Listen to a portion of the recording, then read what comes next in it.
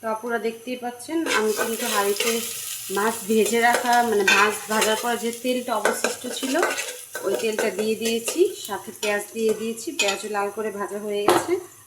এখন দিয়ে দিব একটু রসুন বাটা,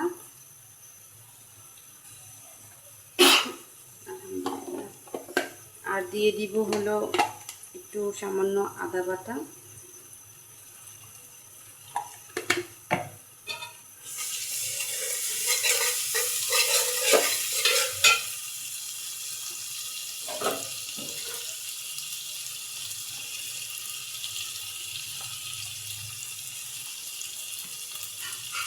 সামান্য মরিচের গুঁড়ো, হলুদের গুঁড়ো,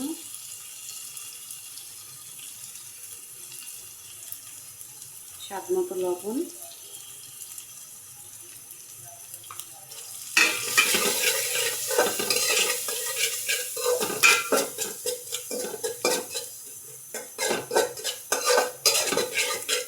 ভালো করে মশলাটা কষিয়ে নেব।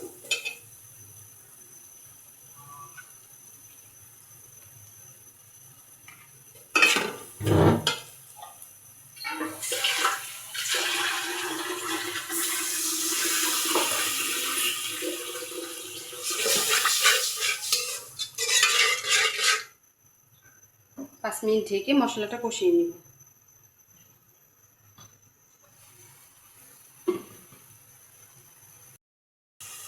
তো দেখতেই পাচ্ছেন মশলাটা কষানো হয়ে গেছে।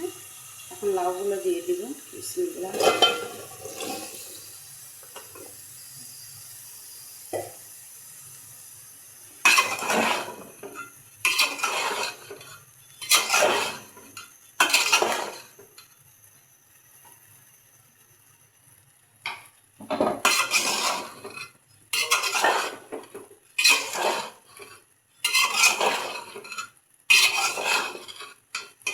ভালো করে নেড়ে দিলাম। এখন 10-15 মিনিট ভালো করে লাউটা সিদ্ধ হোক।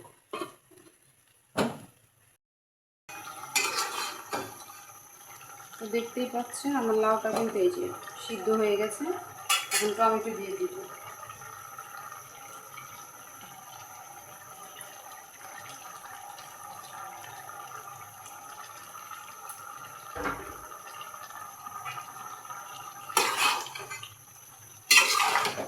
টমেটো দিয়ে আরেকটু কষিয়ে নেব, দেন ঝোল দিয়ে দিব।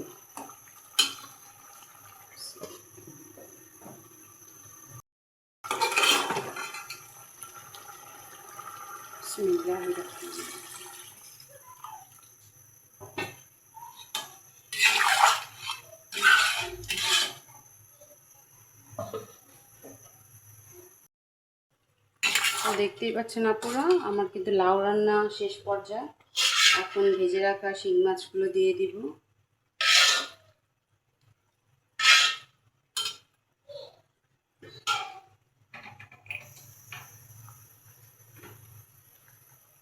দিয়ে দিব ধনিয়া পাতা।